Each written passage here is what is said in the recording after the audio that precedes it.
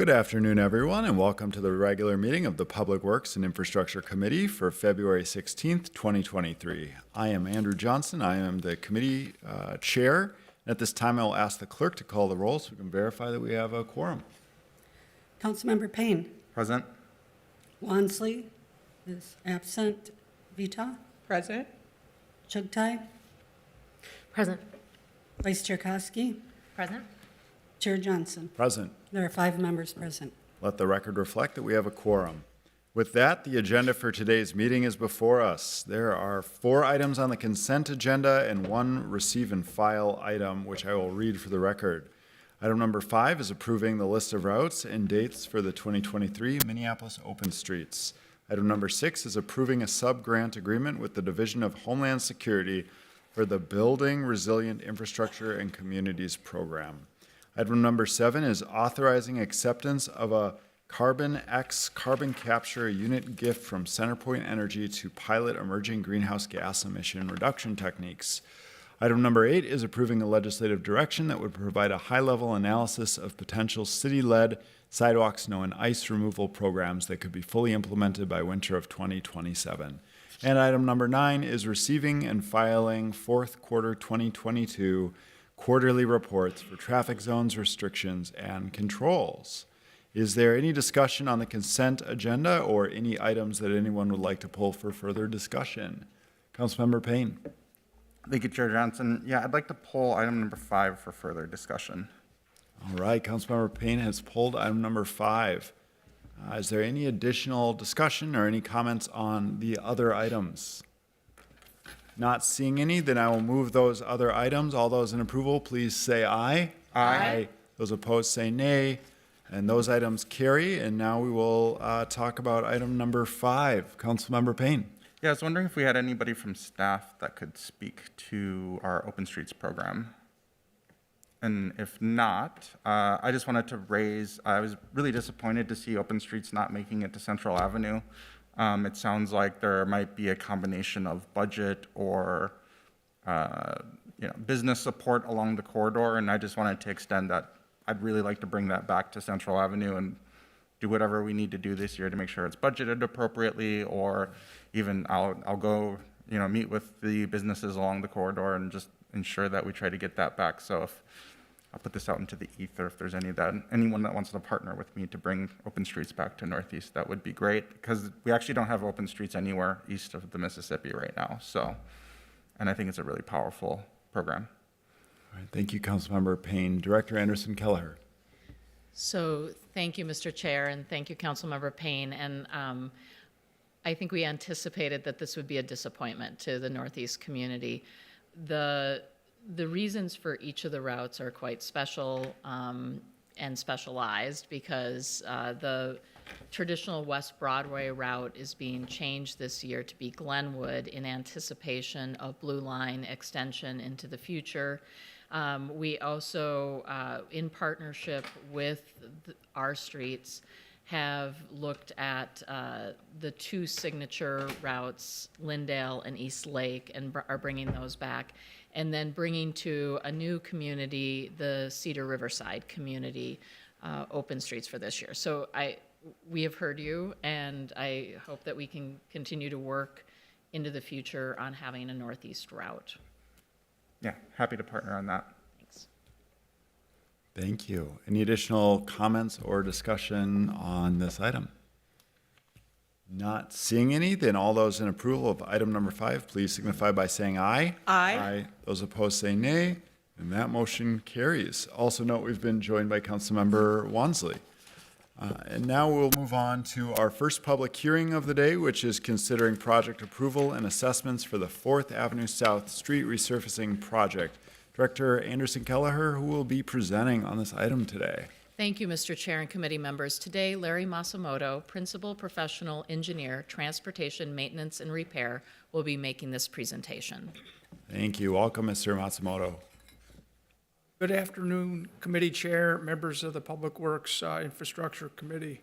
My name is Larry Matsumoto, and I am a principal professional engineer with Public Works, and I am here to present to you the 4th Avenue South resurfacing project and recommend Passage of a resolution ordering the work to proceed in adopting special assessments in the amount of $331,528.29.79 for the Fourth Avenue South resurfacing project, and passage of a resolution requesting the Board of Estimation and Taxation authorize the city's issuance and sale of assessment bonds in the amount of 290, might have got this wrong,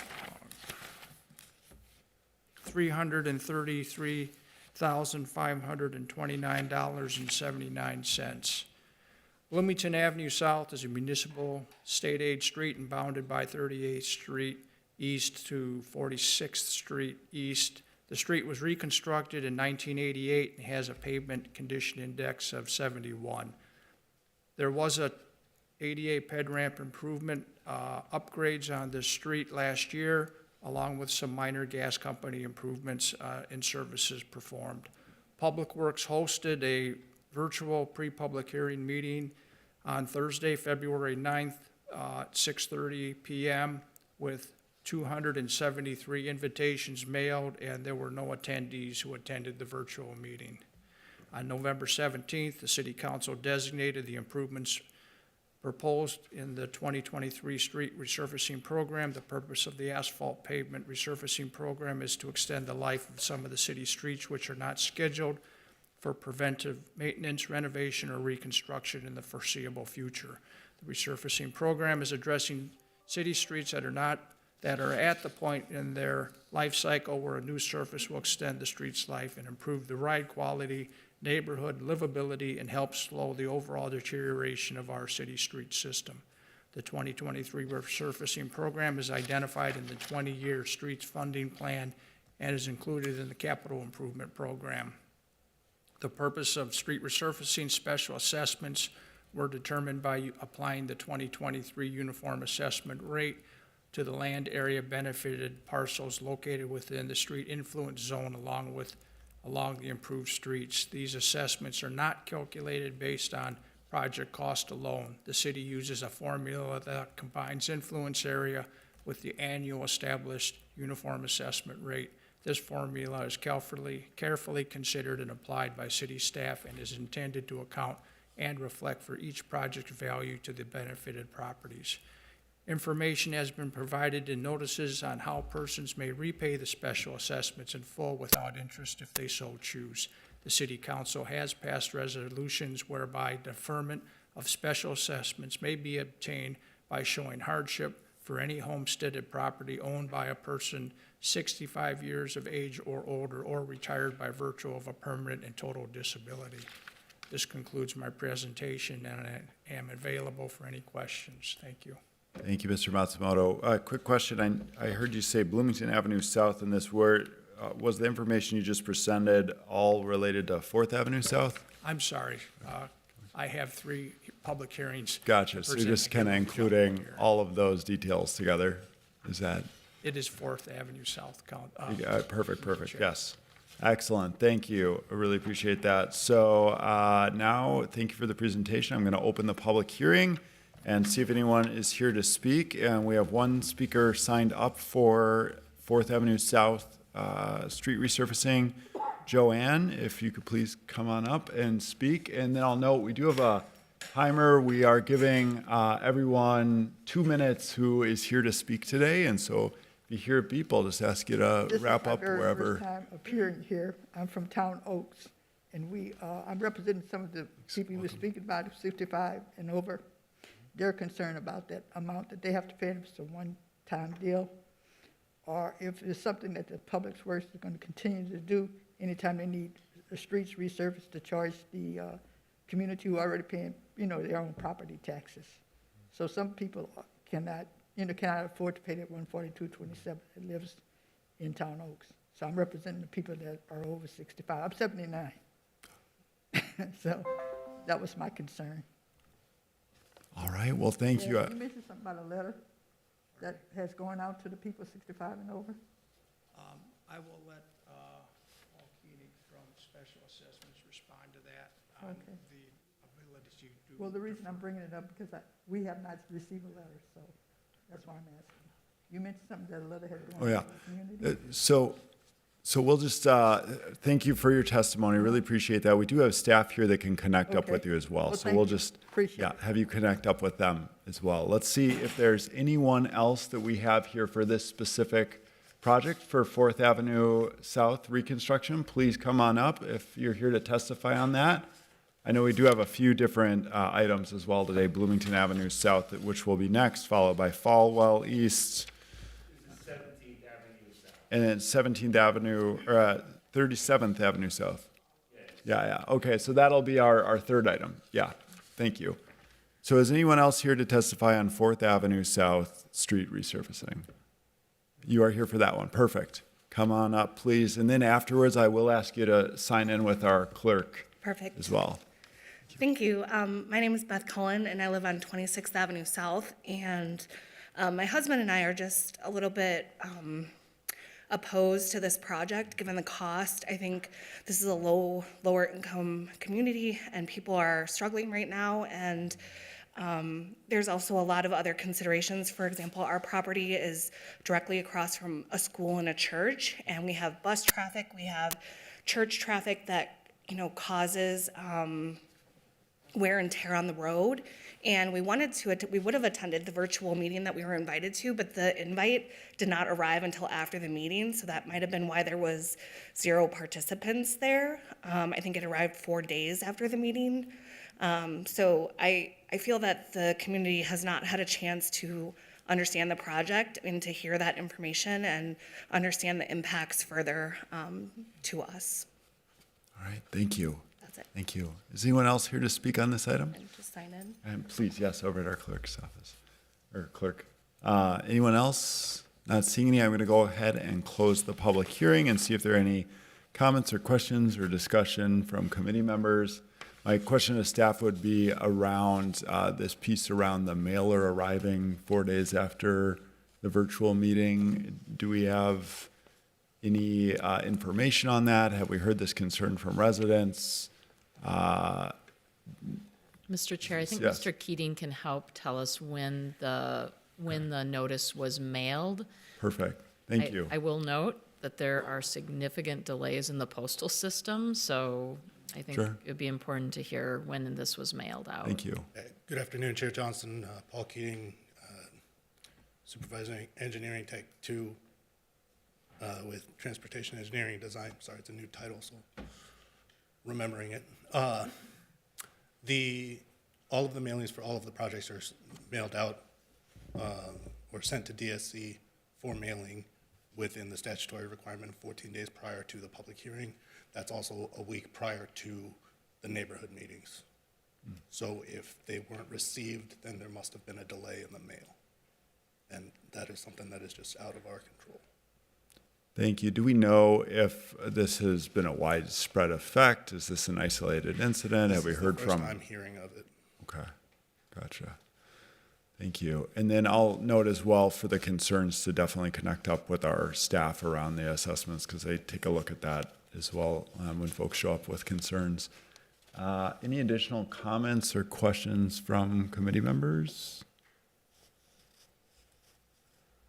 Not seeing any. Okay, I'll go ahead and move this item, which will then move to the full council for consideration. So all those in favor, please signify by saying aye. Aye. Those opposed, say nay. That motion carries. Thank you. And then we will now move on to our second public hearing of the day, which is the Bloomington Avenue South Street resurfacing. And I will ask Director Anderson Kelleher, who will be presenting on this item. Thank you, Mr. Chair and committee members. Mr. Masamoto will be presenting on this item as well. Welcome back. Good afternoon, committee chair, members of the Public Works Infrastructure Committee. I am here to present to you the Bloomington Avenue South resurfacing project and recommend passage of a resolution ordering the work to proceed and adopting special assessments in the amount of $294,824.50 for the Bloomington Avenue South resurfacing project, and passage of a resolution requesting the Board of Estimation and Taxation to authorize the city's issuance and sale of assessment bonds in the amount of $294,824.50 $824.50 for the project. Bloomington Avenue South is a municipal state aid street bounded by Franklin Avenue East to Lake Street East, and the street was reconstructed in 1970 and has a pavement condition index of 70. There was a ADA ped ramp improvement project that occurred last year, and 14 corners were upgraded along with minor gas company main and service work performed on this street. The Public Works had hosted an in-person community meeting at Seward Recreation Center on Tuesday, February 7th at 7 p.m. with 188 invitations mailed and 2 attendees who came to the meeting. On November 17th, the City Council designated the improvements proposed in the 2023 street resurfacing program. The proposed asphalt pavement resurfacing program is to extend the life of some city streets which are not scheduled for any preventive maintenance, renovation, or reconstruction in the foreseeable future. The resurfacing program addresses city streets that are at a point in their life cycle where a new street surface will extend the street's life, improve ride quality, and the neighborhood's livability, and to help slow the overall deterioration of our city street system. The 2023 resurfacing program is identified in the 20-year streets funding plan and was included in the capital improvement program. The proposed street resurfacing special assessments were determined by applying the 2023 uniform assessment rate to the land area of benefited parcels located within the street influence zone, along with the improved streets. These assessments are not calculated based on the project cost alone. The city uses a formula which combines influence area with the annually established uniform assessment rate. This formula is carefully considered and applied by city staff and is intended to account for and reflect each project's value to the benefited properties. Information has been provided in notices as to how persons may prepay the special assessments in full without interest if they so choose. The City Council has passed resolutions whereby a deferment of special assessments may be obtained by showing hardship for any homesteaded property owned by a person 65 years of age or older or retired by the virtue of a permanent and total disability. This concludes my presentation, and I am available for any questions. Thank you. Thank you for the presentation. I am going to go ahead and open up the public hearing and turn to the clerk to see if anyone signed up for this one. Not seeing any. Is anyone here to speak on this Bloomington Avenue South resurfacing? Seeing none, I will go ahead and close the public hearing and see if there's any questions from committee members. Not seeing any, I'll move approval of this item. All those in favor, please say aye. Aye. Those opposed, say nay. The ayes have it. And next, we'll move on to our third public hearing, the Falwell East and Northwest Residential Street resurfacing. Director Anderson Kelleher will be presenting on this. Thank you, Mr. Chair and committee members. Mr. Masamoto will present this as well. All right, take it away. Good afternoon, committee chair, members of the Public Works Infrastructure Committee. I am here to present the third and final public hearing for resurfacing. I am here to present to you the Falwell resurfacing project and recommend passage of a resolution ordering the work to proceed in adopting special assessments in the amount of $1,351,195.42 for the Falwell residential resurfacing program, and to recommend passage of a resolution requesting the Board of Estimation and Taxation to authorize the city's issuance and sale of assessment bonds in the amount of $1,351,195.42 for the project. Falwell Residential Project are local streets bounded by 35th Street East to 38th Street East and from Bloomington Avenue South to 27th Avenue South. This area was reconstructed in 1983 and in 1989, 2 separate projects, and have a pavement condition index of 65 and 71 respectively. Public Works hosted an in-person community meeting at the Powderhorn Recreation Center on Wednesday, February 8th at 7 p.m. with 1,048 invitations mailed and 9 attendees came to the meeting. On November 17th of 2022, City Council designated the improvements proposed to the 2023 street resurfacing program and the purpose of the asphalt pavement resurfacing program is to extend the life of some city streets which are not scheduled for any preventive maintenance, renovation, or reconstruction in the foreseeable future. This resurfacing program is addressing city streets that are at their point in their life cycle where a new surface will extend the street's life, improve ride quality and neighborhood livability, and to help slow the overall deterioration of our city street system. The 2023 resurfacing program is identified in the 20-year streets funding plan as included in the capital improvement program. The proposed street resurfacing assessments were determined by applying the 2023 uniform assessment rate to the land area of benefited parcels located within the street influence zone and along the improved streets. These assessments are not calculated based on project cost alone.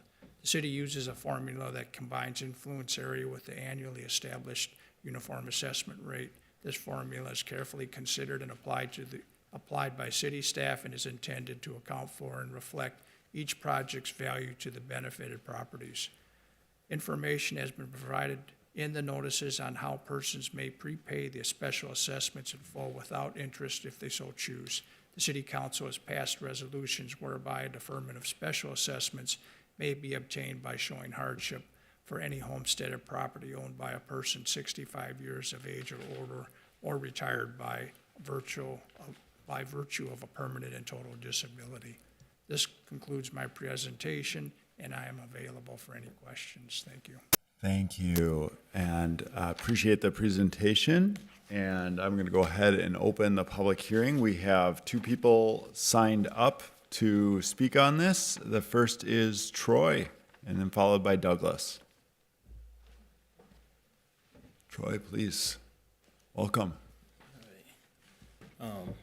I don't know how to address you, but hello, I'm Troy Halliday, and I'm off of 26th Avenue, and I just received the letter stating that we had to pay about somewhere around $1,200 for this assessment, and I noticed my taxes are just a little over $3,000 this year, and I pay for garbage, I pay for water, heat, pretty much everything, and if I want my concrete done, I have to get a contractor that's approved by the city, and I have to pay that. And so I'm wondering, like, how is this assessed? Because everybody's driving on the street, just not us on our block. And how is it that just out of the blue we get charged $1,000? There's no this is coming or anything, just boom, you got it, and you got to pay for this. And I'm not quite understanding how they even figure it out, what the square footage is, because of what's my responsibility. I'm just getting hit with this bill, and so I'm just looking for some answers to that, because at least if I'm getting work done, concrete, whatever, my driveway, I at least get some idea of what's being done, what's the value. I hear that it's going to be resurfacing and all of that, but being in construction, I also know what is really needed to really make that solid, and $1,200 for my little piece of street is quite a bit for resurfacing. So Thank you. all right. Thank you. And please stick around, because once we close the public hearing, then we can have some comments and such. So just note that. Douglas, please come on up. Welcome. Good afternoon. I'm Good from, afternoon. I reside at 3714 17th Avenue South. That area has been resurfaced twice. The most recent resurfacing took place less than a year ago. And after resurfacing both times, the intersection at 38th and 17th was again excavated and so repaved. So we're baffled as to why 17th Avenue is being resurfaced at all. It's brand new. It hasn't been a year. And so we just wonder about the money. I hope that I read the letter correctly, but that area is one of the areas that's designated for resurfacing. So my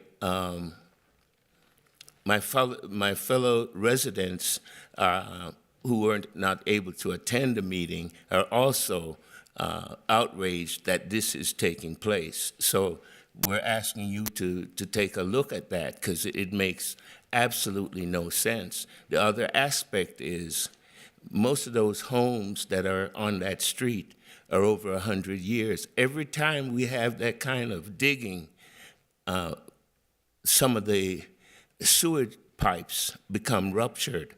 So to me, that money should be better spent replacing those pipes at no cost to us, because we've already paid for resurfacing the street twice. That's not our fault. That's the construction company that was assigned to do that kind of repair. So we're imploring you to look at this, and because it's our money. Thank you. Thank you. Is there anyone else here to speak on this item? Anyone else? All right, we've got several other folks. If you could please, we'll just go with, yes, please come over. We'll work this side around to this side, and please sign up with the clerk afterwards and just state your name for the record. Molly Sue Robinson, 3512 17th Avenue South. Like in 2021, there was CenterPoint Energy who came and dug up the streets. They dug up the streets, removed the pipes, replaced the pipes, and it's to my knowledge that none of those costs were to incur to us. However, 2 years later, now we gotta pay for it. It makes no sense. Also, I thought, me being a homeowner, I was responsible up to the boulevard, and then the street beyond would be like taxes and stuff, not me reliable. My question is, like, if this amount is paid, everybody pays this amount. In 5 years, is this gonna happen again? 10 years? Because in the 30 years that I've been here, it hasn't happened. I mean, I don't understand why that wasn't redone when the pipes were taken out and replaced. That's it. Thank you. All right, next hand up, I think, was here. Please come on up, introduce yourself. And I'll remind folks to please see our clerk after you speak as well. Thank you. Hello, my name is Charles McDowell. I'm a resident and homeowner at 3636 16th Avenue South. I want to register a strenuous objection to passing the cost of resurfacing onto homeowners, and note that in 2016, St. Paul attempted to do the same, and a judge ruled that that was illegal, and resurfacing costs fall under routine maintenance. That's it. Thank you. Please come on up. Hello, my name is Amy Rumney. I'm a resident of 3721 16th Avenue South, speaking as a representative of a number of the 3700 block of 16th. We, as property owners, object to the special assessment levied against this project. State law establishes that a special assessment can be charged as measured in the increase in the market value of the land due to the improvement. There is no supporting documentation of any special benefit for simply repaving an already existing street. In order for a special assessment to be valid, the land must be this is quoting from state legislature, the land must receive a special benefit from the improvement being constructed. The assessment must be uniform upon the same class of property, and the assessment may not exceed the special benefit. Special benefit is measured by the increase in the market value of the land owing to the improvement. A special assessment that does not meet these requirements is an unconstitutional taking. The portion of Hennepin County property taxes earmarked for city services go into the Minneapolis General Fund, which is already set up to cover expenses incurred by street paving. And I've submitted this in email as well, which has links to this reference. The 5-year financial direction provides projections for property tax-supported services, including the city's general fund. The general fund is the general operating fund of the city and is the primary funding source for public safety, street paving, snow plowing, and other general government services. In 2023, general fund revenue was $599.8 million, including transfers. Ramsey County District Court has set precedent that special assessments may not be imposed by a city for regularly stated scheduled maintenance, especially if taxes are already collected for the same service. Whether it categorizes the charges as fees or taxes, this is from the legal ruling, the primary purpose of charging individual property owners in these cases for the same services. I'm done, I guess. All right, thank you. Thanks. Is there anyone else here that would like to speak? I see another hand up. Please come on up. Thank you, Council. I've never spoke before this body before, so forgive me if I stutter or violate decorum, but my name is Garrett. I live in the affected area. And along with a lot of these other neighbors who I think spoke very beautifully about their objections, a shockwave went down my block when we got these letters in the mail for this huge increase in our taxes, especially after just in the past year having our taxes bumped up. And that this specifically is regressive taxation, that it's not based on income, it's not based on property value, but just mere square footage in this very working class neighborhood. I also would say that from my assessment, this resurfacing isn't needed at this time. Our streets are pretty okay. On the other hand, I drove down 35th from Nicollet to Lyndale from Chicago to Lyndale the other day and almost broke an axle. I would be excited in, pitching in my fair share for the city to actually deal with the streets that need to be dealt with.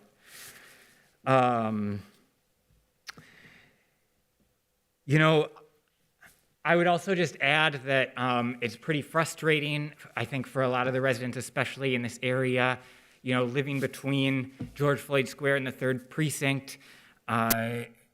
What we've seen from the city, we felt pretty abandoned. I was a part of our volunteer fire department that we had to start for ourselves, our volunteer street patrols that we had to start for ourselves. And we've been trying to take care of ourselves and do our own business while the city has really neglected a lot of its responsibilities in the neighborhood. And so it really stings to have the city then come with its hand out looking for more money from these neighborhoods that have already been neglected. Again, I'm happy to pay my fair share as a part of regular taxation, but this special assessment is too far above and beyond what I think is reasonable to expect of this neighborhood. Thank you. Thank you. Is there anyone else who would like to speak on this item? Anyone else? Not seeing any, I will go ahead and close the public hearing. So I appreciate everyone who spoke up on this item, and I have a number of questions for staff based off of this conversation. One of the issues at play is around special assessments and legality of special assessments and, how they're charged and whether it's regressive or can be based off of income. And I would just turn to our city attorney and see if you're able to share any details on this question of the city's legal authority around special assessments. Thank you, Chair, and thank you to everyone who spoke today. The city's authority to assess special assessments is outlined in Chapter 429 of the Minnesota statutes.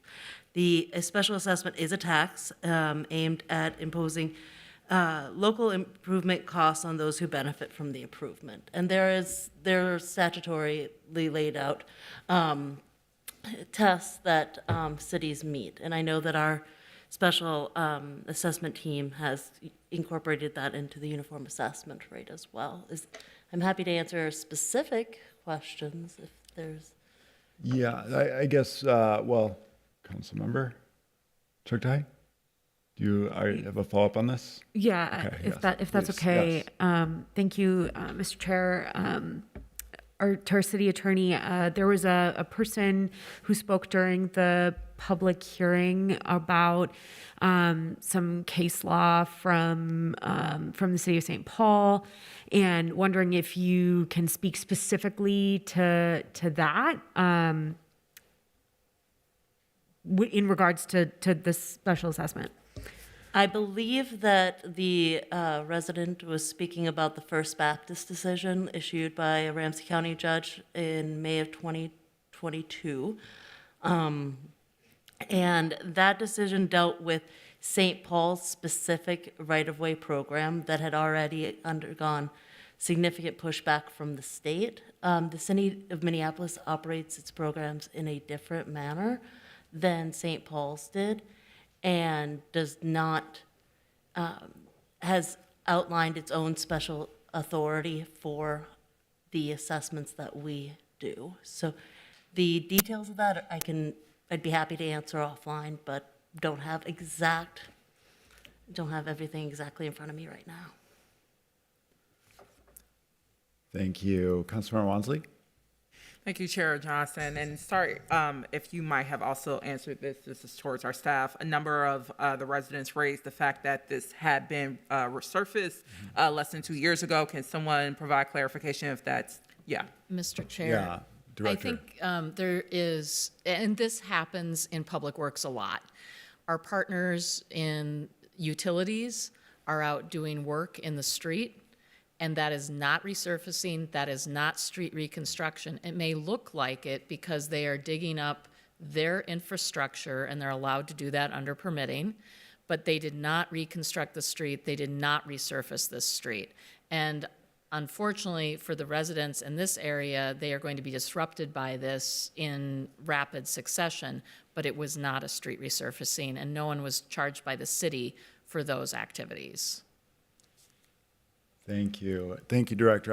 I was going to ask that question as well, so thank you, Councilmember Wansley, because I remember when my street was resurfaced, it was very similar that CenterPoint came through and did all of their work and then did the patches, and then the city came back, I think it was the next year, and did the resurfacing, and then came back yet another year to do the seal coating after that. So it was a kind of a multi-step process with that. Chair Johnson, Yeah, that's a Councilmember follow-up Wansley. question to that. It seems like maybe a staff member can be here to see what bill statements are folks bringing, if they're saying that they were charged for whatever might have happened through a utilities company. It seems like folks are saying they have some type of billing statement around that. So having staff be able to review that, or what that might be, yeah. Yeah, thank you, Councilmember Wansley. And that is certainly a recommendation for folks who showed up to testify to connect up with staff as well around the specific assessments. I know there was a question around the rate on individual properties and how that's assessed, and the area of influence and how exactly we do that. And so I think there's some of these more technical pieces too that can be addressed. But Mr. Matsumoto? Committee chair, members of the committee, is your question directed towards the assessment process or the work that was done by the private utility? I think the question is, we had members of the public say that work that might have been done from the utilities company, they received the bill. And our director just said that they should not have been billed by the city, but it seems like residents got billed for whatever happened there. I'm just trying to reconcile, how is that possible if folks are saying they actually have been billed for the work that was done 2 years ago? Well, and I think maybe the council member, I think what I had heard was they weren't billed because the utilities were going to take care of it, but that their street was still resurfaced. So this is more like an unnecessary thing is what I was hearing. And maybe, I don't know if we can invite public up. If I'm just going by what I heard from the public, people are saying they were charged. So if they are under the assumption, residents said they weren't charged, that's what I heard. Yeah, so, Committee- Mr. Matsumoto. Committee chair, members of the committee, maybe I can clarify this. Public Works works very closely with CenterPoint Energy ongoing, and as stated, they do upgrades on their gas meters, their gas services, their gas mains. They have a lot of improvements that are scheduled over the course of the next many years. On 17th Avenue specifically, they had a 20-inch high-pressure gas main that had to be replaced, and that took up half the street to remove the old one and replace it with a brand-new one, so it ended up removing half of the street. They ended up restoring that half of the street up to the surface where Public Works came in and actually did the final topping to restore the trench, not to address the street at that time. This is an ongoing process with CenterPoint Energy to get in ahead of our major street work so it doesn't delay the overall project during the life of the construction years that the work is underway. And that's what had happened in Falwell, is they got in ahead of us to do their gas main improvements before we did, so it would not delay or have a significant impact on the residents when we were doing our resurfacing work. It was only a trench repair. It was not the entire street surface, and it did not address any failed curb at the same time, which we do in our program. So hopefully this sheds a little more light. CenterPoint Energy does not charge residents for those improvements as it comes out of their gas rates in their gas capital program. So they have an ongoing policy of not charging any property owner for any of these improvements which occur in front of their house or in front of their street. Yeah, thank you. Unfortunately, when the public hearing is closed, we can't accept comments or questions from the public, but we do have a room full of staff members here as well who are technical experts and able to connect up with folks afterwards. Councilmember Payne. Thank you, Mr. Chair. I wanted to just ask the more philosophical question of why we use assessments versus just spreading the tax and the cost out across the entire city. Just like, why do we do assessments in the first place? I'm just curious, philosophically. Thank you, Councilmember Payne. And I'm glad you asked that question because I was going to ask that as well. I had looked pretty extensively into this several years ago. But Director, if you'd like to, should I start with this? All right. So, and Councilmember Payne, maybe I'll jump in on this. So I had looked into this quite a bit, and one of the biggest challenges is that at the end of the day, residents still end up paying the same amount. It's just now their annual property taxes are that much higher, and then it can create some imbalances as well with pressure for essentially more wealthier, affluent neighborhoods in particular to get resurfaced ahead of others.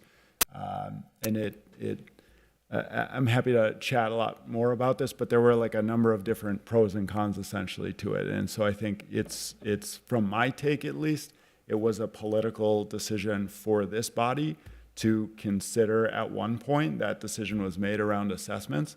It's something I think we could revisit, but if we do, it would have to be knowing that there would be a significant increase in the general fund. So we'd be talking, and I don't know the exact one-time levy or the ongoing levy increase. Somebody from finance would have to answer that, but I think it would be north of 10%, I think, or something like that. Director. So, Mr. Chair and committee members, I'll add to this. The purpose for the assessment is when major either resurfacing, which is in the 20-year street plan, is undertaken, or a total reconstruction. Normal street maintenance, filling your potholes, plowing the street, plowing the alleys, which St. Paul doesn't do, doing a number of other activities that are related to even things like, I believe our ADA ramp program is something that we do not directly assess for. So what is happening here is that this is an improvement to the street. It also extends the life of the street.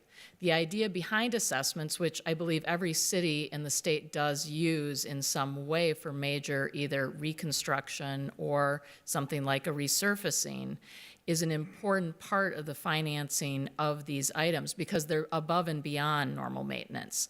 This street, and I think it would be good to hear from Mr. Masamoto about how long these streets that are going to be resurfaced are expected to last then before they have to get to reconstruction. I do know that when we get to reconstruction, those streets have usually been on the system for anywhere from 60 to 70, maybe even 80 years before they are totally reconstructed. So the idea here is that someone who owns property on these streets will not have to incur this very often. It can be prepaid, it can be spread out over payments, and then when it's paid, it goes off of your taxes and you're back to your normal taxes. So I think that there's a little bit of confusion here about what is normal maintenance and what is our public works team often doing the work, or sometimes a contractor doing a work on really major work is what we're talking about out in the street way. May I ask a follow-up? Yes, please. I'm trying to understand, the street in front of my house is not getting reconstructed, but I'm paying property taxes, and it seems like, is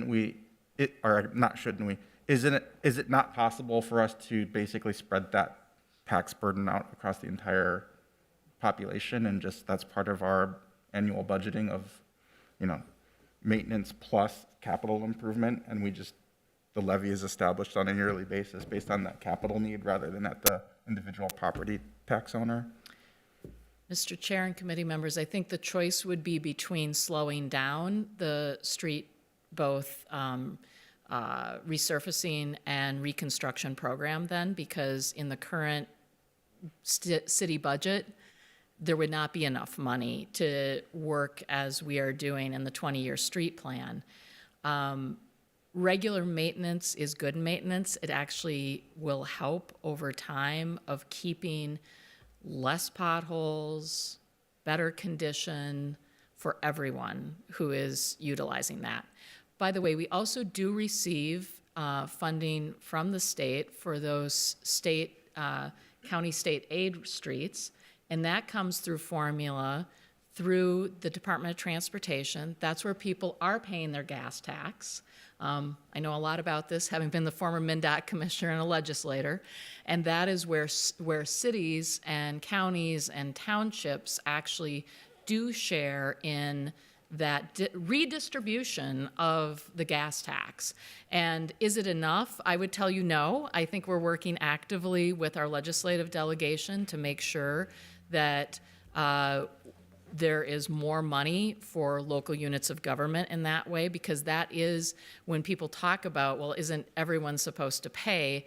That is one of the ways that everyone pays into our programs for regular maintenance. I recognize this budget year, we haven't budgeted for any kind of change in this process, but I'm just curious for future budget years, could we as a body make a decision to say, we're not going to do individual property assessments, we're going to do a citywide assessment, and that will go into our levy for that year?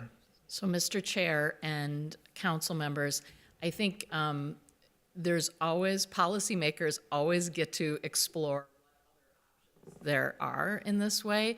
I think that one of the issues, and if I'm remembering reading the St. Paul case, one of the issues gets into if you start to take an assessment or work that's happening in one particular area of the city and then assess it across the entire city as a special fee or an assessment, that is where you get into this, I think, legal trouble, frankly. Mm-hmm. And so what's happening here, and the way we have done this in the city of Minneapolis, and why it has not, I'm certain it probably has been attempted to be challenged, but it has never been overturned, is because the benefit goes more directly to the area where the work is happening. Does that, yeah, Mr. Chair, so that council members? It sounds like St. Paul basically, instead of just saying it's going to cost X dollars to do all of our citywide projects, we're going to raise our levy by that amount. They said, we're not raising our levy, we're going to do a special assessment across the entire city. That seems to be where the legal problem is, right? Mr. Chair and Councilmember Payne, I want to be very careful here about our friends in St. Paul, but there has been over 35 years movement in St. Paul to keep property taxes very low. And that has created a situation which maybe precipitated the case law that we're talking about today. I think it is an interesting case to look at. I think I understand. All right, thank you, Councilmember. Councilmember Chugtai. Thank you, Mr. Chair. I'm wondering if someone can speak to the exemptions or the waivers that are listed each time. And I think I wrote this down correctly, but if you're over the age of 65 and have like a homesteaded property, and if you are, if I'm remembering correctly, retired by virtue of a disability, like where do we come up with these waivers? Is that state statute? Could we consider adding other forms, other types of waivers to this list that might allow us to consider alleviating the cost burden for communities that really actually can't afford them? Please. Chair Johnson, Welcome. committee members, Paul Keating, Transportation Engineering and Design. Thank you for that question. It's a great question. The deferment program is specifically authorized by state statute. It outlines the categories where the deferments are available. It includes seniors 65 or older, those retired by permanent disability, and personnel with specific military orders. The other requirements are a homesteaded property, an aggregate amount of $750 or more in special assessments, and a multi-year assessment, so it is also not available for one-year assessments. That is the limit of that program. If there were other options available, we would be happy to consider any other deferments, but there's currently nothing available at this time. Can I ask a follow-up? Oh, please. When you say that those are the options that are available to you right now, are those basically, I guess, is this a problem that was created by this body, or is it a problem that was created by like state statute?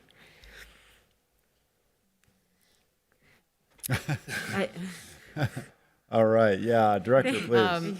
Mr. Chair, I believe that the deferment program is a matter of ordinance.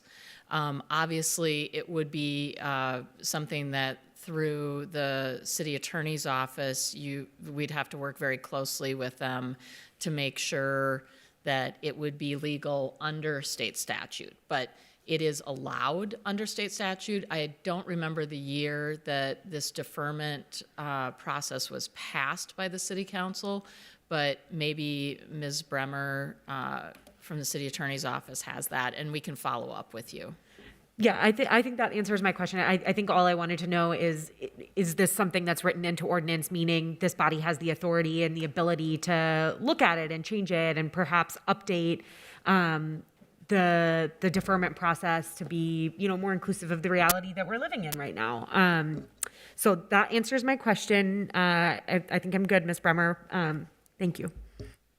Thank you. Any other comments or questions from committee members?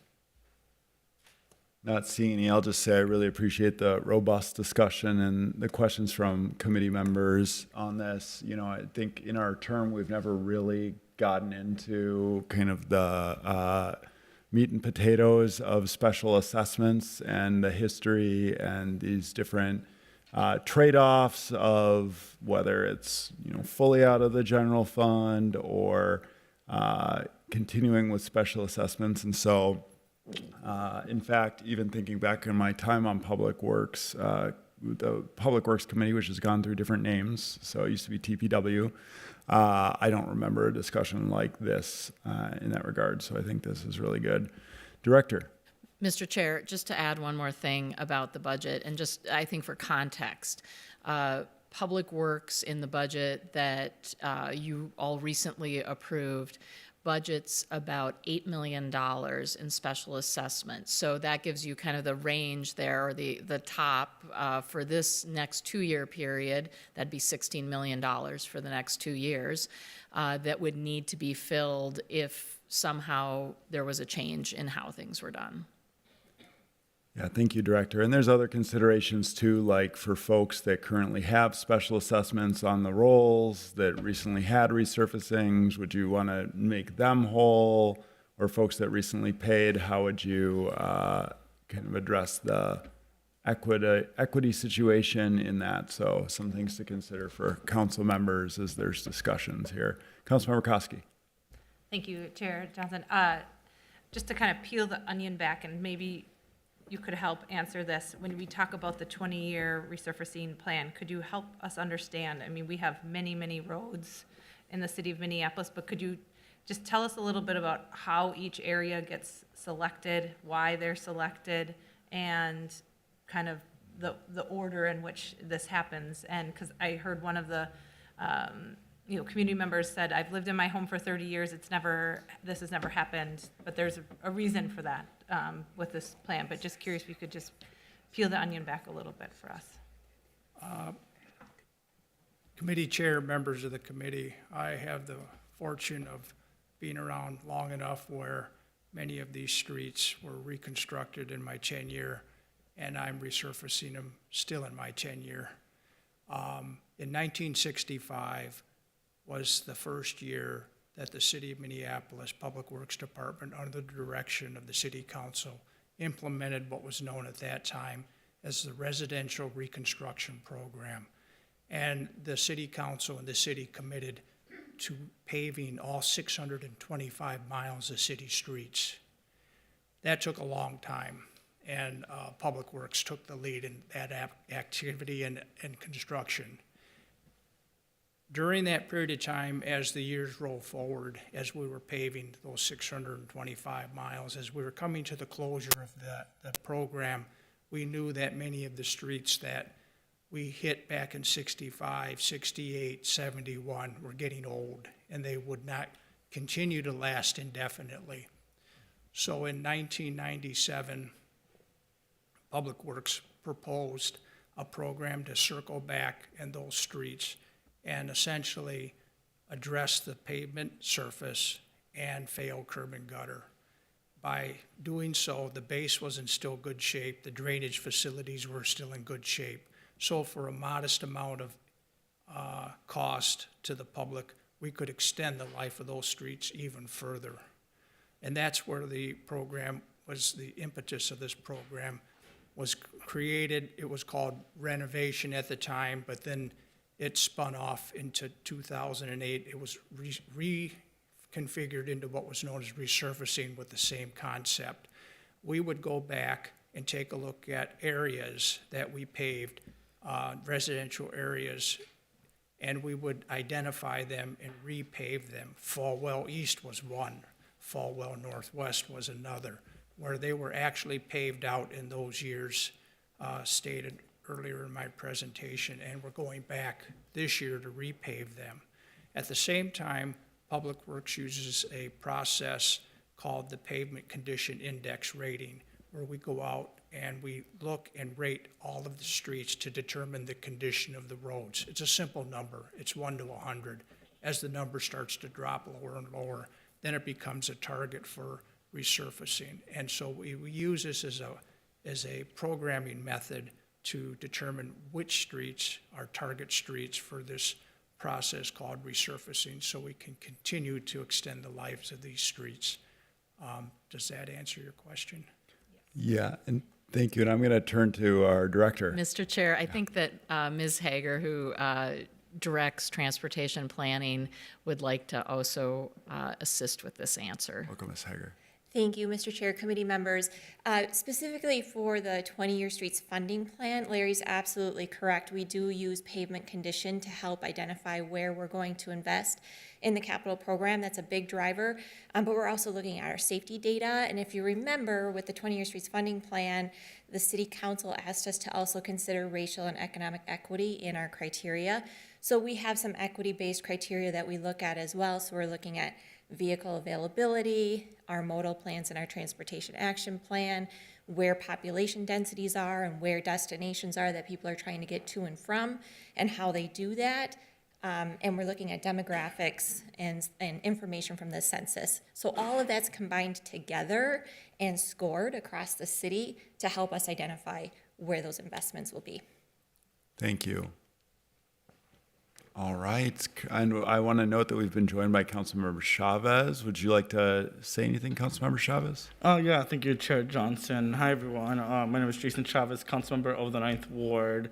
And a lot of the people testifying, Mr. Chair, are a lot of my constituents with a lot of the concerns that they have with the special assessment. I know that there was some concerns. I know that you clarified some of the questions that people had Director Edison Kelleher. I think one thing, and based on the conversations I've been having all week, from the calls, the emails, I've been realizing one thing, it's that we need to do something different, and that different needs to address low-income folks and people that can't afford the special assessment. So one thing I'm very interested in is figuring out what we can do, and I'm very excited that a lot of the questions up here from my colleagues, there seems to be interest in doing something, and I hope that when the time comes that we can work on something that's going to support low-income folks that can't afford the special assessment, because it is a lot of money. I was noticing that if you pay off the first year, there's less interest compared if you go with the 5-year plan, the interest increases.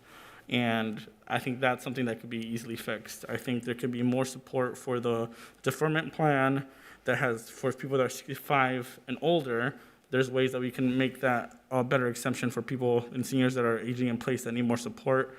I think there's ways that we can, and I was happy that Councilmember Chugtai brought this up, and thank you for clarifying, Director Anderson Kelleher, that this is an ordinance change, which means that we can do something through ordinance to add more exemptions, and I'm interested in the low-income component for that.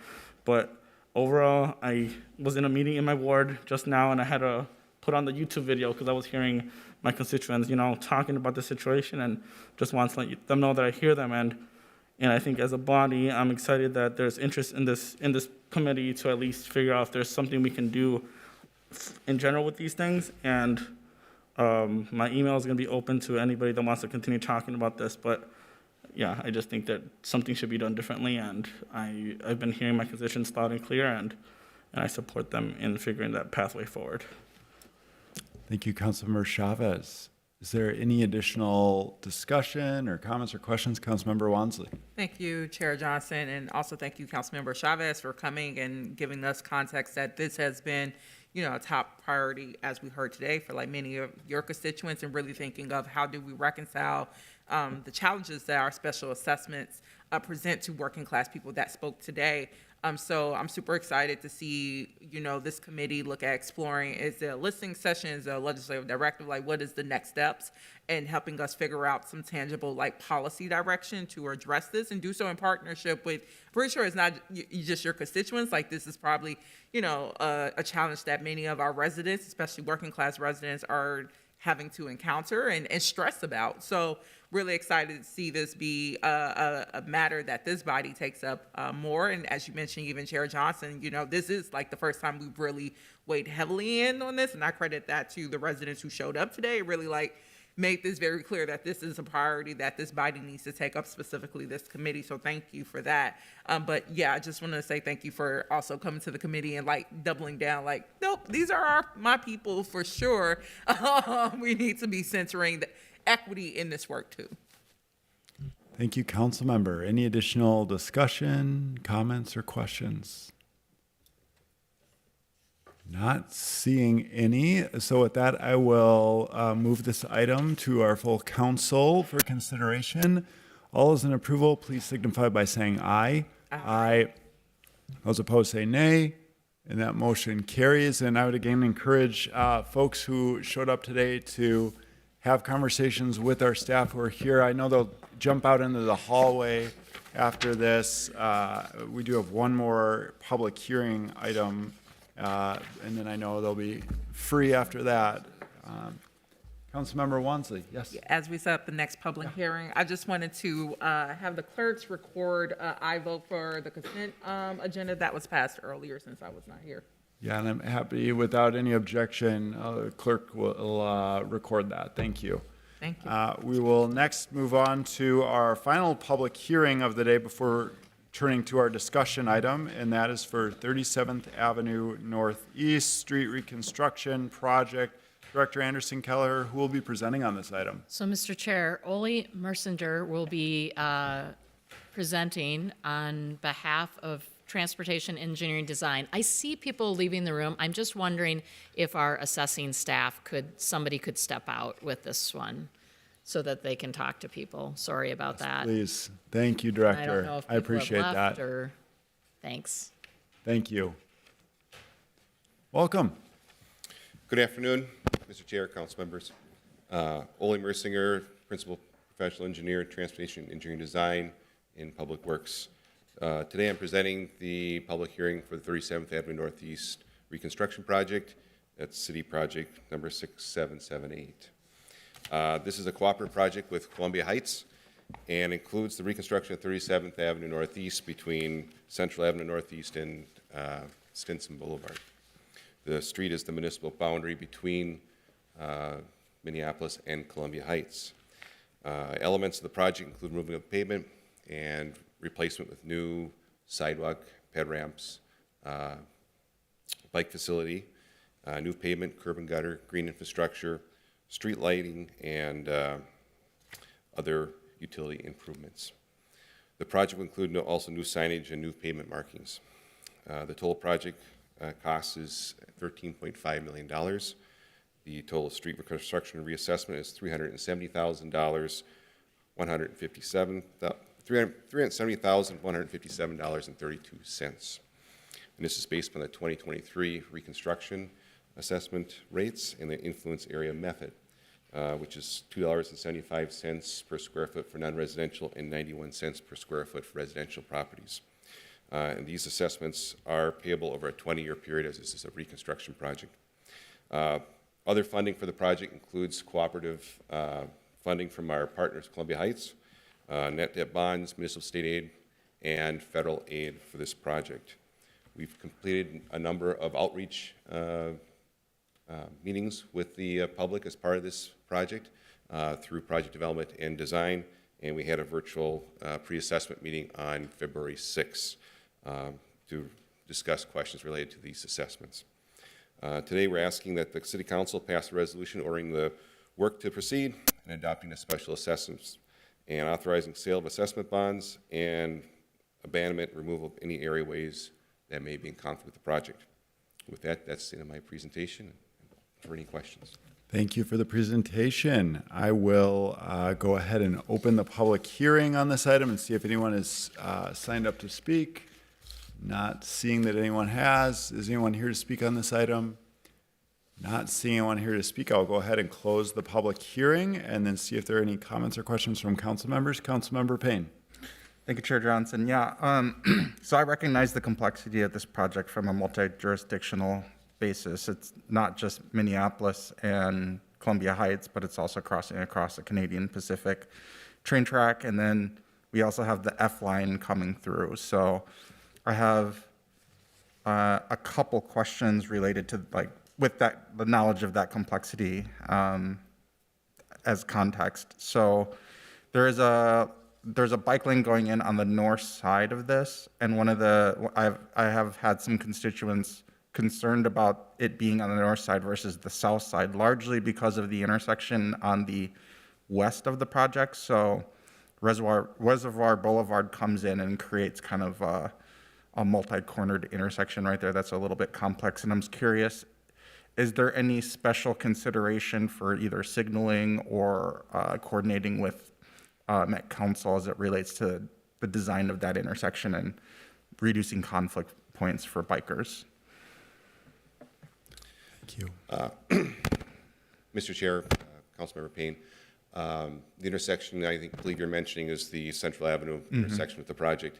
And the project team did a deep dive into that intersection, and you mentioned the F line as well coming through there, and MnDOT's got quite a bit, is a MnDOT stated highway.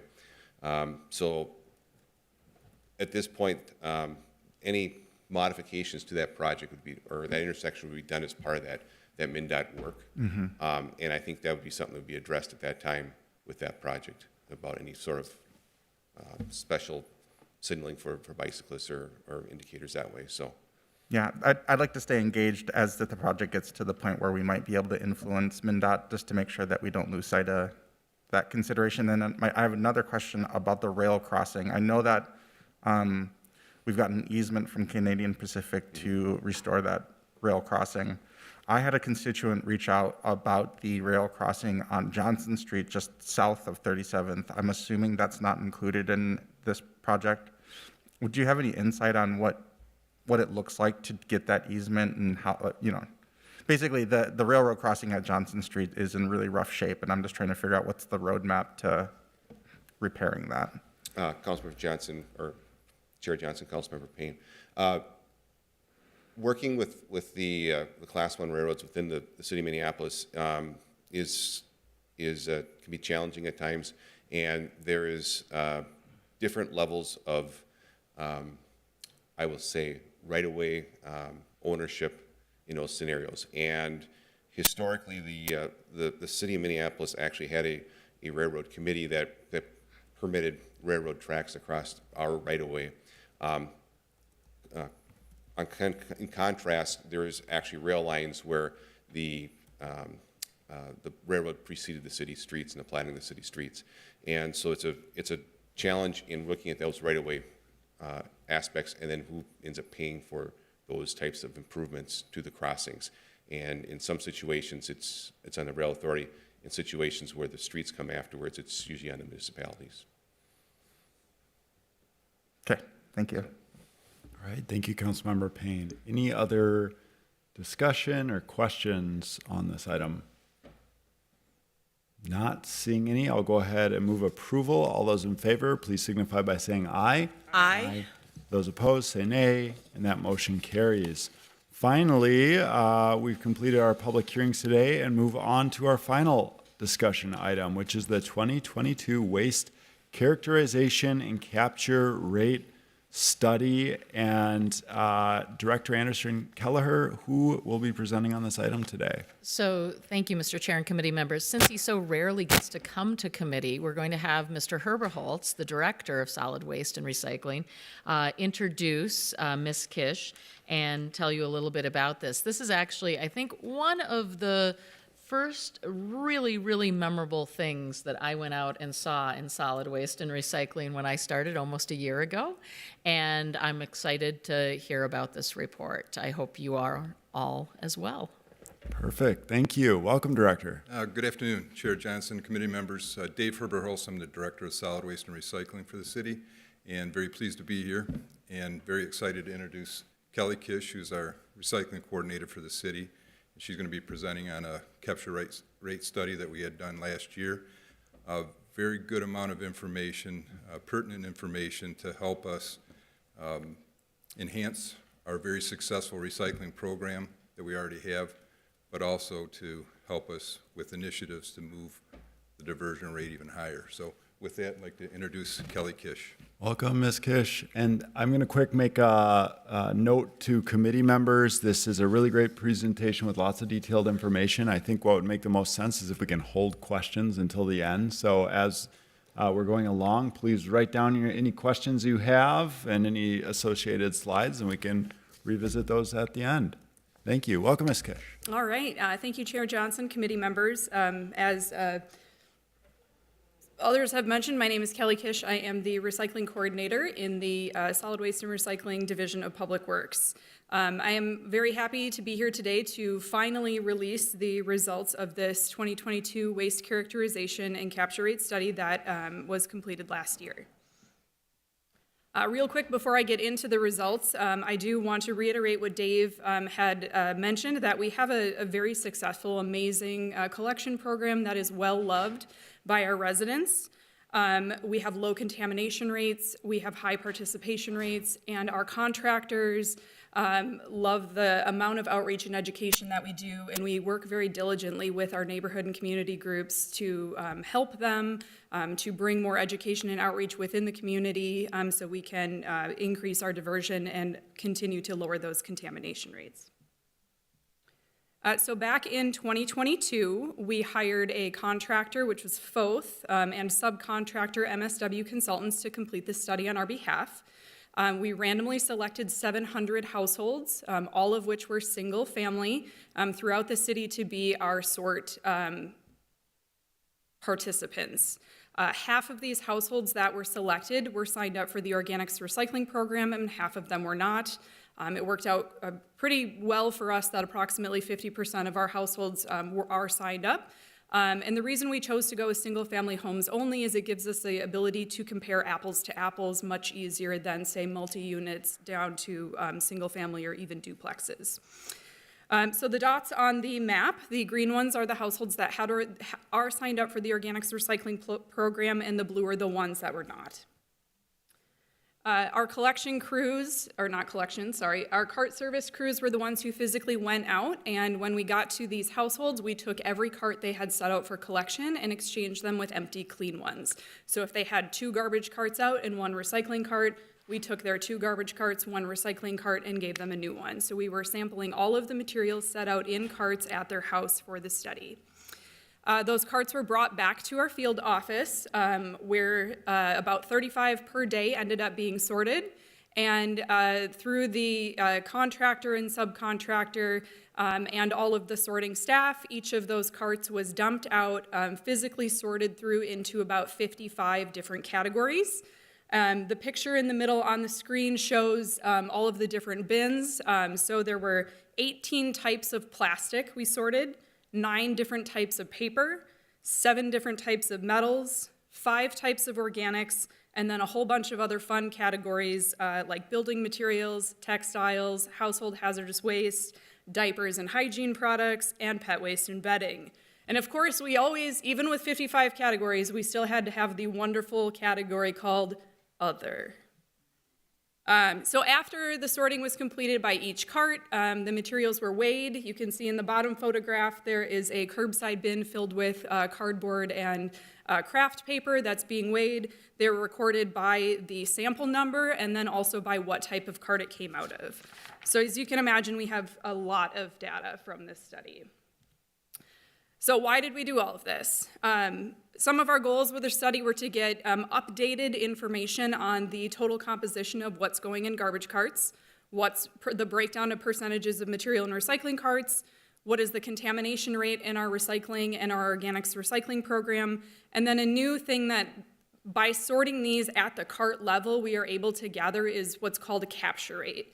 And so a capture rate is essentially going to say of 100% of a material, so I'm going to use newspaper, of 100% of newspaper, how much of that was diverted from the trash into recycling or organics.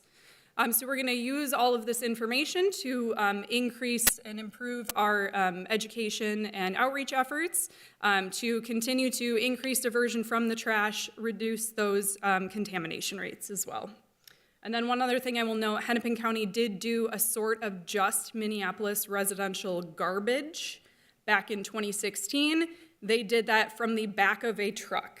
So what we were doing is at the cart level, back of truck. This study gives us the ability to compare their sorting method and their results compared with what we found. So some of our key findings, keeping in mind we have a great program, especially for a city our size, but we did find there's still a lot of opportunities for improvements. I'll talk about the specific materials more as we get into the presentation. We also now have data that shows that households who participate in the organics recycling program are in fact more active recyclers, so they're recycling more materials, and they also have a lower contamination rate in their recycling program. And then lastly, that meeting the city, the state, and the county's recycling and composting goals is not going to be feasible from the residential sector alone. So we really do need the commercial, multifamily, and industrial to also have successful programs if we're going to meet those adopted goals. All right, so now going into material-specific stuff. Organics carts. Again, 50% of the households we sorted were signed up for the organics program. About 50% of those had a cart set out on that any particular day that we were at their house to get their sample. Note, with organics, most carts had, between 1 and 3 bags. So it's, entirely likely some people might not set them out every week. They were the quickest carts for us to be able to sort because of how small material is in there. And you can kind of tell in this picture, but the bag on the bottom appears to be like a lot of paper stuff versus the top, which is going to be that bag that probably came from the kitchen that's really dense in the food scraps. We were really happy to see that over half of what is in the organics are food scraps. And food scraps are going to be the inedible portions of food. So that's what we want to see there. We do also see about 24% wasted food or things that could have been eaten. That obviously we want to do some education to help folks eat the things they're paying for rather than having it end up in the organics bin. So in the organics, we see a 9.8% contamination rate. But this is where we get to use this information to, as I said, evaluate the effectiveness of our outreach and education. So these carts were picked up without any collection crew intervention. So has anyone, I'm sure everyone has seen the nice little cart tags that says, hey, you had a problem with your cart and we didn't pick it up and here's what it was. So that did not happen for any of the carts that were in this sort. When we have done hand sorts of truckloads of organics, back of the truck, so back of the truck means the crew intervention saying your cart was contaminated, we're not taking it, has taken place. So our back of the truck sorts that we have done fairly regularly, we have found a 1% or less contamination rate. So that's saying that the collection crews are, effectively diverting 9% of contamination from the organics carts through that tagging process. So moving into recycling carts, about 75% of the households had a cart out when we went to go pick them up. Some had more than one cart set out as well. And I even know people who say, I'm not going to put my cart out unless it's full. So we're not going to say 75% equals participation because participation is more than just 1 week. But what we found when we went was 75% of houses had a cart set out. We're very, very happy to see, maybe count on one hand the number of recycling carts that had recycling inside of plastic bags. That was wonderful to see. We did see a lot of recyclables in paper grocery bags. Just as a PSA for the day, regardless of what type of bag it is best that recycling go into a cart loose. And then obviously the paper bags can go in the recycling, plastic bags should go in the trash. But we were happy again to see very few plastic bagged recycling found in the sort. Oh, see, now you gotta go tell everyone. So again, here we see the difference between the sort, again, no collection crew intervention, and the sorts that we have done annually, both hand sorts and system audits at Eureka Recycling.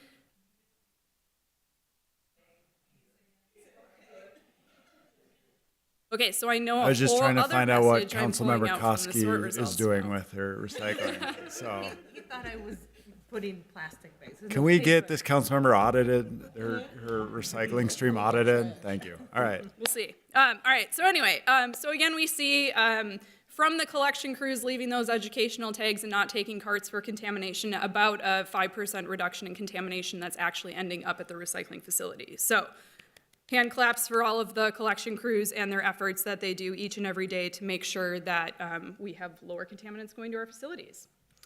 So now the real fun begins. This is kind of a deeper dive into contamination that was found in the recycling carts.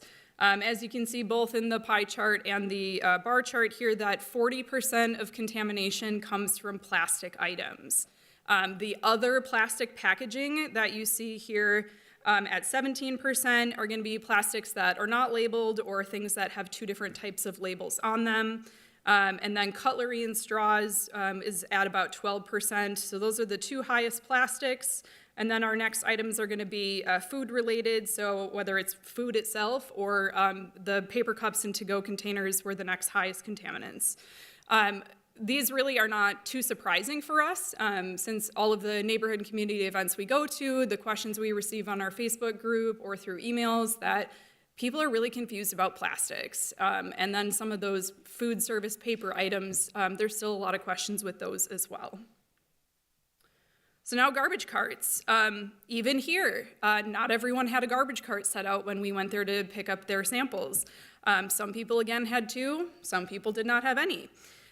What we found in the trash is that 32% of what was in garbage carts actually belongs there, and the remaining 68% could have gone somewhere else.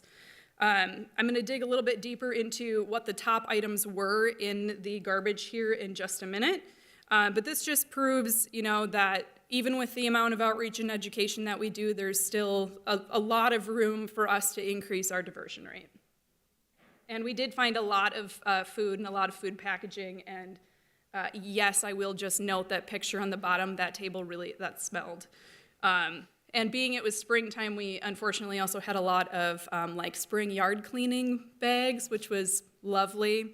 Also lots of other bags of mulch. Apparently everyone was putting brand new mulch out, so lots of plastic bags that mulch came in, and some just general spring cleaning type items that we might not see in all seasons of the year. All right, so before I get into the top 10 items, understanding both the value and the volume of what's in the garbage cart is really crucial for us to develop the messaging that's going to help us make our program as successful as it can be. So what the study found with approximately past 5-year averages for recycling values is about $2.8 million worth of material is still ending up in the trash each year. And this is, again, we have a good program, but there's still that much in the trash.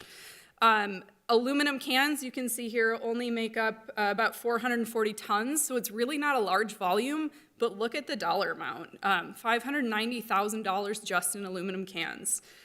Wasted food, the value associated there is the value of finished compost. So that is not necessarily money the city would directly be making, but it's still a high value material that we should be getting out of the trash as best we can for many, many other environmental reasons. All right, now moving into the top 10 items found in garbage carts. So this is going to be the highest volume material.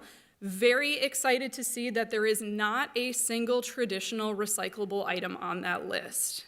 So many of these items, except the compostables, there are 4 compostable materials: yard waste, food scraps, compostable paper, and then our wasted food. Obviously, we don't want those in the trash. Again, more education outreach on getting people signed up and participating in the organics program is needed. But another thing you can see on this table, you've got the average percent overall of what's in the trash, and then you've got homes with organics and those who are not signed up for the program. And in both of those categories, there's still a lot of food scraps in the trash. There's still a lot of wasted food there as well. And now a really interesting one. We did a couple of subsorts because 55 categories was enough to be sorting each cart for. So after the fact, we did some subsorts. This one is specifically on straws and utensils. We also did one on batteries, and then another one on paper cups and to-go containers. So straws and utensils, I noted before, make up about 12% of recycling contamination in and of themselves. The consultants who helped us figure out finalize what the categories were, they thought it was really interesting that we wanted straws and utensils to be its own category. The people on site couldn't actually recall a time when they sorted these separately. And at the end of the study, we're really surprised to find that from our 700 households we sorted, we filled an entire curbside recycling bin of just straws and utensils. And while that doesn't really seem like a whole lot, 700 households is less households than what one route picks up in a single day. So extrapolating this across the entire city, we are picking up at least 15 curbside recycling bins of just straws and utensils every single weekday in the city of Minneapolis. So it is a lot of straws and utensils. So as you can see in the table on the lower right here, unfortunately, most of these were coming from homes that do not participate in the organics program, and they were also, even more unfortunately, mostly ending up in recycling carts. And I will talk about something exciting happening with straws and utensils later on. So now I'm going to kind of dive into the capture rate side of this. And again, capture rate is going to be of 100% of a material, how much of it was diverted from the trash. So this slide is particularly looking at recyclables, and our households that participate in the organics program are the green bars versus the households that are not signed up, the gray bars. You can clearly see that when it comes to our traditional recyclables, that households who participate in the organics program are getting more of those out of the trash. Now, when we look at recycling contamination, we see the opposite. We see our households that have organics have lower contamination than those that are not signed up for the program. So what this kind of hints at is something I've been thinking for a long time, that the people who are participating in the program may be, paying a little bit more attention to some of that educational material that's arriving at their homes, or maybe a little bit more aware of some other potential diversion opportunities for the materials that they have, such as drop-off sites, for plastic bags, hazardous waste, et cetera, et cetera. So now looking at capture rate on individual material level, this slide is kind of complicated, apologies. It was supposed to have little animations in there, but that's okay. So what this is showing us again is of 100% of that material, how much of it is being diverted. So on the high end, we have newspaper at 72.7%, and on the low end, we've got our food scraps at just around 17. When we go back to thinking about highest volume and highest value, the materials that we should be targeting the most are going to be the organics, of course. We talked a lot about food scraps and wasted food. Cardboard at 54%. I'm sure, the delivery of things to people's homes has not at all increased cardboard that people receive, so there's a lot of cardboard out there. Same thing with mixed paper at 36%, and then PET, or our water bottles, soda bottles, cold cups, and then like clamshell to-go containers. But then, of course, you can't forget the most valuable material, aluminum can. And along with the aluminum can, we're throwing in what we consider the core recyclables of aluminum, glass, and steel. So these are some of the justifications for some of the outreach and education that's going to be coming out of our office here in the next couple of years to increase the capture of these from the trash. So real quick in summary, we can all do better. Every single one of us can do better. There's always going to be opportunities for improvement. This study gave us our first glimpse at this type of information. We have not had this at a household level, to my knowledge, before, in the way in which this was done. Residents, again, who have the organics program seem to be absorbing that information a little bit better, so working on ways that we can continue to encourage participation in that program. And then again, meeting our city, state, and county recycling and composting goals is not going to be possible in our residential sector alone. So now, some of our next steps, education and outreach. I've said this a lot. That's a lot of what we do. Empowering people to make decisions that help us meet our goals.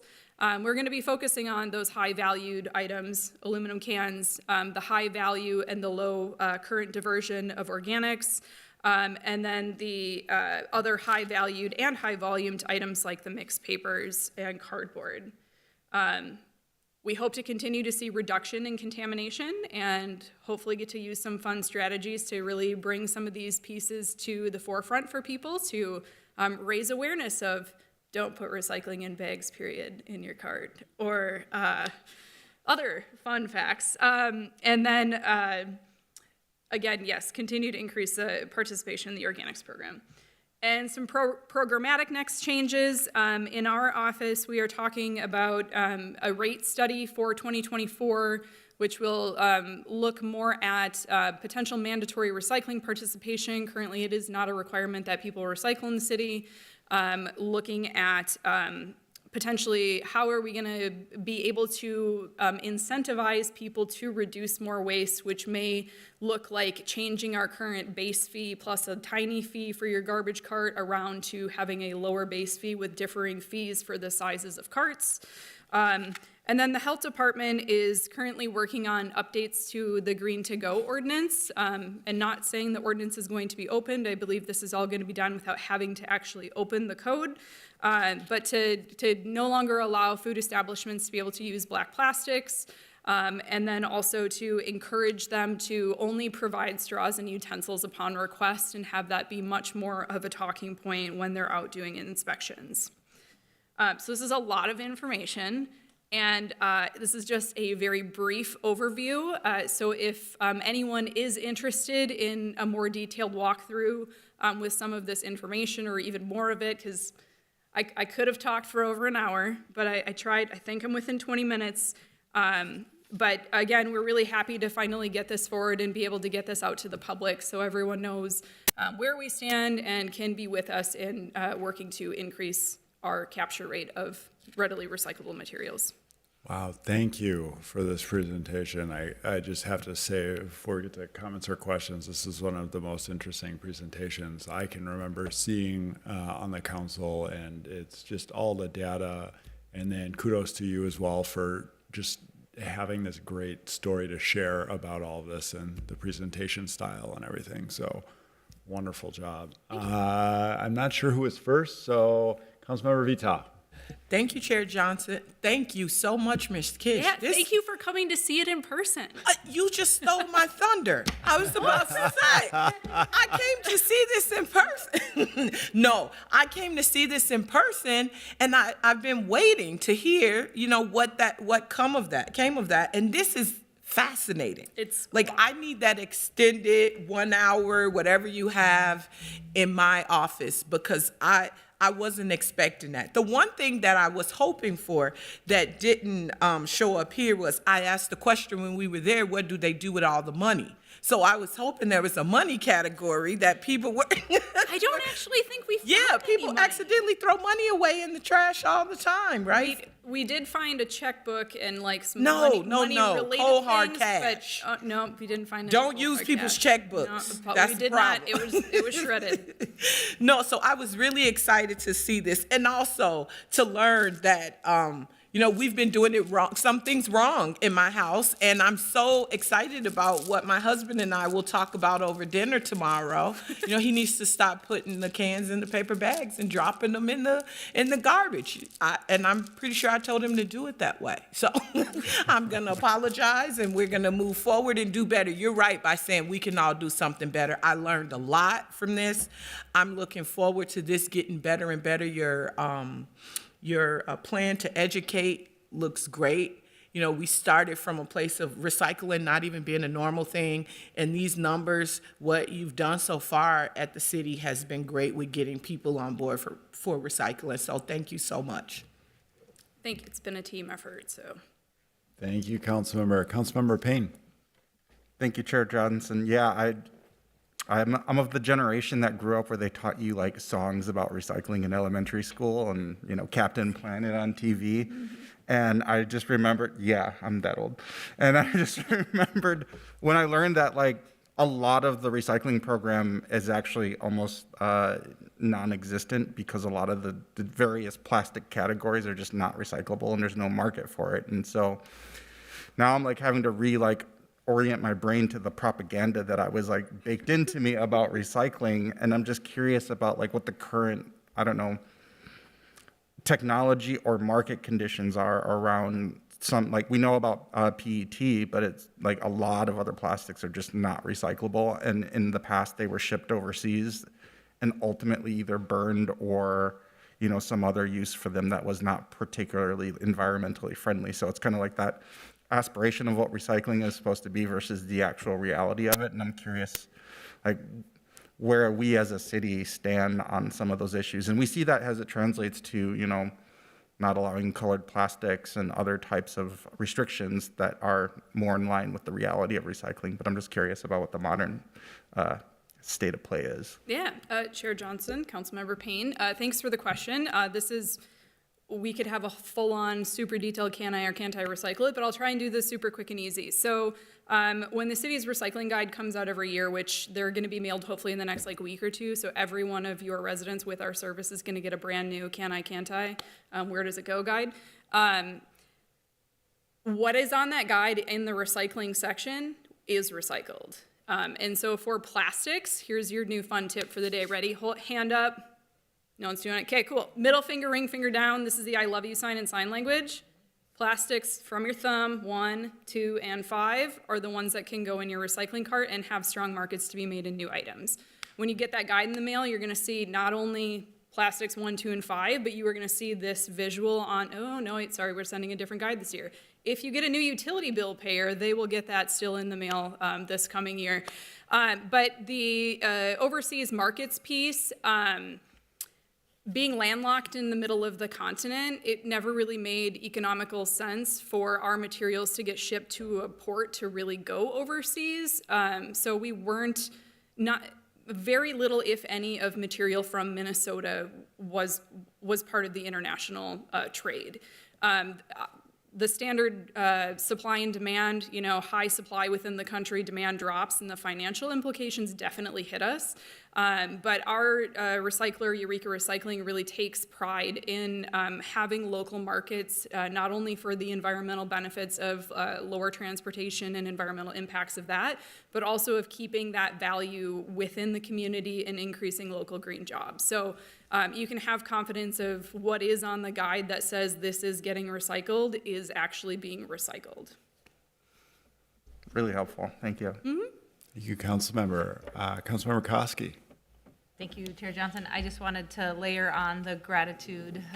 Ms. Kish, you are everywhere. So not only were you working on this project, but I feel like every event that I go to in the city of Minneapolis, you are there. So thank you so much for all of your outreach. And I learned about a few things that I'm doing incorrectly, and I appreciate that. So I will now not have to panic when I don't have enough paper bags. So I'm going to be able to reuse those and bring them out and dump them in. So thank you so much. Appreciate it. Yeah, Chair Johnson, Vice Chair Kotsky, you're welcome. And I will just make a note that myself and others in our office are very happy to go to pretty much any neighborhood and community event. We find that, trying to get the attention span of people through many other means is very challenging, but if you have, and you've seen the table, it's just a table of stuff. There's a bunch of trash, there's a bunch of recyclables, a bunch of things that can go in the organics. Being at those events really gives us that opportunity to grab the attention, and people love talking trash. So once you get them started on it, once you get them started on it, they're gonna sit there and you're gonna be able to get all of the questions they didn't think about asking anywhere else. And not only are we providing a yes/no answer, but we're providing an answer that they then internalize because they get kind of the fun facts behind it and then hopefully share it with others. So we love going to events, and any that are happening in your community, please let us know, because we do really think that that is the best way to share some of these more complex topics with the community. Well, real quick, thank you for saying that. I just sent a note to my staff and was like, I think we should have her, see if she can come to a meeting of ours. So I'm grateful to hear that you were already being proactive about that, and you will be hearing from the Ward 11 team. So thank you so much. Thank you, Vice Chair. Director. Mr. Chair, I want to thank Ms. Kish. I think this is actually kind of remarkable type of work, and it's very clear that one thing we can encourage people to do is begin the organics recycling program. It's very easy to do. And I think that, that diversion alone of food scraps and food waste is really an important goal in our city. So I want to thank her for her work. She is probably one of the most enthusiastic people I know, and thank you for receiving this so well for the committee and all the things that can come from this in terms of both working with our residents and also going beyond that for a cleaner city. Thank you. Any other comments or questions? I will just add in the appreciation. You're a rock star. It's amazing, all this work. And also throw in a comment. I love that one of the directions we're moving towards is mandatory recycling. It's got to be done in a sensitive way. I don't think anybody on this council is interested in, we're going to go and bring the hammer down and punish people. But the idea that today you can throw away an entire bag of aluminum cans in the trash, and that's not against the rules in any which way, is concerning, especially given what we know about what's happening in terms of climate change and environmental justice. And, you know, this really is one of these core responsibilities to society and your fellow Minneapolitans and to the environment. And so to start doing that work of making an expectation that, no, you got to put the right items in the right streams, knowing that nobody's perfect and people make mistakes and all of that, but give it some basic effort. And the good news is a lot of people are giving it that effort, but there's still a lot of people that, you know, frankly, they don't care. And I've met people like that that don't. And so I hope we can, I'm excited to see that we're going to move towards that. And that obviously starts with education. And I'm glad that's happening even up here today on the dais and people learning. But it's remarkable because we have so many other places in society where there are requirements or expectations. And this doesn't have to be complicated. It's not like something that's required of us, like doing our taxes every year, that Thank goodness. is like hundreds of pages practically, is what the printout from my tax software ends up being. And it's still remarkable to me that as a society, we can like manage to get through that because it is so complicated. But this isn't, and it should be a requirement. So I appreciate the direction that you all are going and the different strategies you're using around this. So thank you so much for all your work. And again, what an incredible presentation. Thank you. Thanks. Not seeing any other comments or questions, I will go ahead and direct the clerk to receive and file that report. And with no further business before us, this meeting is adjourned. Thank you.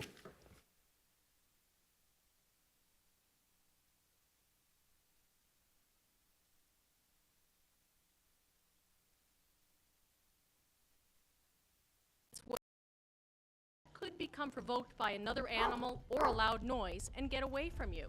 And some people are frightened of animals. A leash will help make sure it doesn't approach people who may have allergies or a fear of animals. Don't leave your pet's mess behind. Disease can be passed from